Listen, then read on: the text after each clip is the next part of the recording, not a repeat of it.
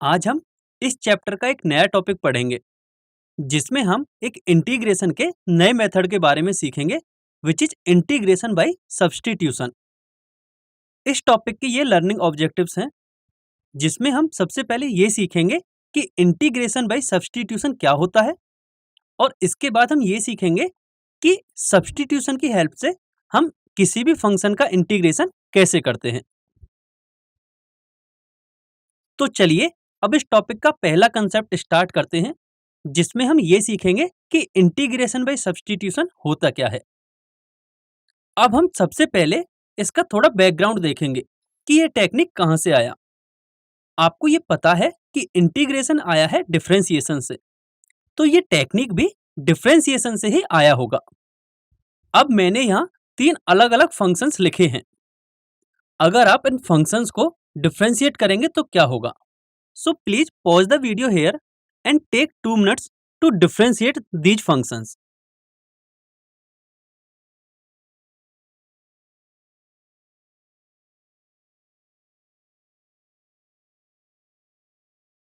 I hope आप में से काफी स्टूडेंट्स ने इन सभी फंक्शंस को डिफरेंशिएट कर लिया होगा।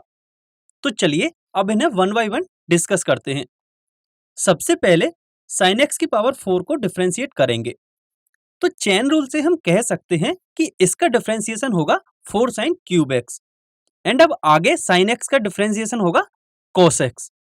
तो इस तरह हमें sin x की पावर 4 का डिफरेंशिएशन मिल गया है। अब हम यदि सेकंड फंक्शन की बात करें तो इसमें भी हम चेन रूल अप्लाई करेंगे। तो सबसे पहले आउटर मोस्ट लॉग को डिफरेंशिएट करेंगे जिसका डिफरेंशिएशन हमें मिलेगा 1 अपॉन लॉग एक्स एंड अब अंदर वाले लॉग को डिफरेंशिएट करेंगे जिसका डिफरेंशिएशन हमें मिलेगा 1 अपॉन एक्स। अब अगर इस टर्म को डिफरेंशिएट करेंगे तो आउटर मोस्ट फंक्शन है रूट। तो सबसे पहले रूट का डिफरेंशिएशन होगा 1 upon 2 root whatever in the root और अंदर वाले टर्म का डिफरेंशिएशन दोबारा हो जाएगा जो कि हमें मिलेगा 2x के इक्वल। अब background of integration by substitution इस आंसर से आएगा। अब यदि आप फर्स्ट टर्म का आंसर देखेंगे तो आपको यह दिखेगा कि एक इसमें फंक्शन है sin x एंड उसका डिफरेंशिएशन भी अपने पास उसी टर्म में प्रेजेंट है।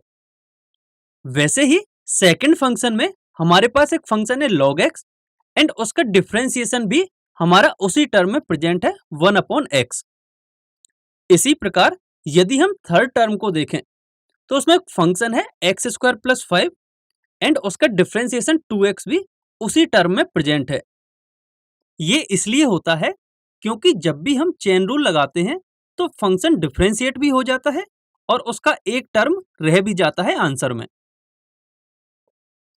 अब हम इंटीग्रेशन बाय सब्स्टिट्यूशन को स्टेप्स की तरह देखेंगे। इस मेथड को हम एक इलस्ट्रेशन से समझते हैं जिसमें हमें 2x upon 1 plus x square को इंटीग्रेट करना है। हमने सबसे पहले ये देखा था कि जिस टर्म को हमें इंटीग्रेट करना होगा उसमें एक फंक्शन भी होगा और उसका एक डेरिवेटिव भी होगा। तो सबसे पहले हमें फंक्शन को ढूंढना है इस टर्म में। तो इसमें दो टर्म हैं, एक है 1 प्लस एक्स स्क्वायर एंड एक है 2x एंड हम जानते हैं कि 1 प्लस एक्स स्क्वायर का डिफरेंशिएशन होता है 2x। तो हमारा फंक्शन 1 प्लस एक्स स्क्वायर को होना होगा। अब एक बार हमारा यह अजम्पशन हो गया तो हमें fx को एक वेरिएबल t के नाम से लिखना होगा। तो यहाँ t is equal to 1 plus x square हो जाएगा। अब अगले स्टेप में हम t को x के रेस्पेक्ट में डिफरेंशिएट करते हैं तो dt अपॉन dx हमें 2x के इक्वल मिल जाता है। अब अगला स्टेप कुछ इस प्रकार है कि हम dt को f डैश x और dx के टर्म में लिखते हैं तो हमें dt is equal to 2x dx मिल जाता है। तो अब इस प्रकार हम 2x dx की जगह dt को सब्स्टिट्यूट करेंगे एंड 1 प्लस एक्स स्क्वायर की जगह t को सब्स्टिट्यूट करेंगे। तो अब दिए गए क्वेश्चन को हम कुछ इस प्रकार लिख सकते हैं।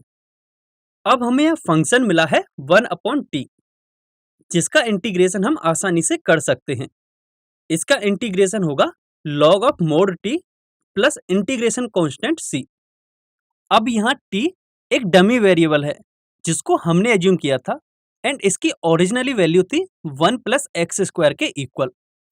तो अब हम t की ओरिजिनल वैल्यू यहाँ रिप्लेस करेंगे, then we get log of mod 1 plus x square plus integration constant c। I hope कि अब आपको ये समझ में आ गया होगा कि सब्स्टिट्यूशन की हेल्प से हम कैसे इंटीग्रेशन करते हैं और उसके स्टेप्स क्या-क्या होते हैं।